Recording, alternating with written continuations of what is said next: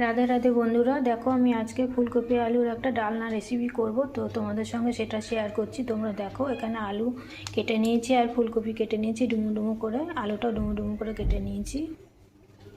আলু আর কপিটা তেলে ভাজবো। তো প্রথমে তেল কড়াতে দিয়েছি, তারপর ফুলকপিগুলো দিব।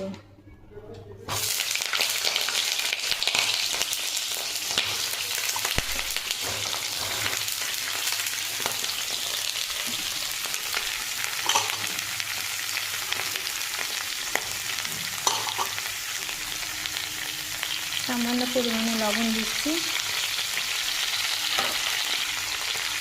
একদম সামান্য পরিমাণে হলুদ দিচ্ছি,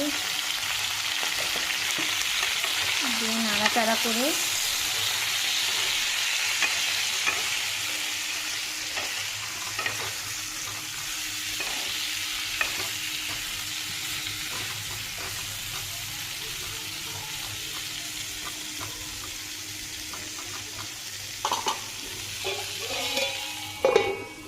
ঢাকা দিয়ে দিলাম 5 মিনিটের জন্য।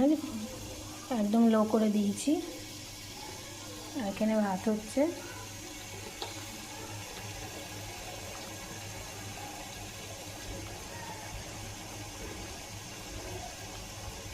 তোমাদেরকে এবার দেখিয়ে দিই ফুলকপি আলু ডালনার মশলা। একটা লঙ্কা দিয়েছি, আমরা ঝাল কম খাই, তাই একটা লঙ্কা, একটু জিরে আধা চামচ, আর আধা চামচ হচ্ছে গোটা ধনে, গোটা জিরে গোটা ধনে। এটা আমি শিলে বেটে দেবো। তারপর নামাবার আগে এই দুটো এলাচ আর গরম মশলা দিয়ে নামাবো। তোমরা সঙ্গে থাকো, দেখতে থাকো, আমি পুরো ভিডিওটাই তোমাদের সঙ্গে শেয়ার করব। দেখো বন্ধুরা, আমার মশলাটা হয়ে গেছে। তো আমি এখন তুলে নেব মশলাটা বাটিতে, তারপর তরকারির মধ্যে দেব।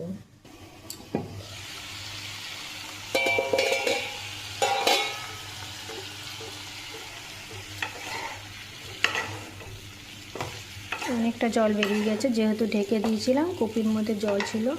কপির ভিতরে এমনিতেও জল থাকে, তো তার জন্য অনেকটা জল বেরিয়ে গেছে। গ্যাসটা বাড়িয়ে দিয়ে আমি জলটা শুকিয়ে নেবো। এখন জলটা শুকিয়ে নিয়ে কপি আর আলুটাকে কষিয়ে নেব, ভালো করে লাল করে কষিয়ে নেব, যেন কাঁচা কাঁচা না থাকে।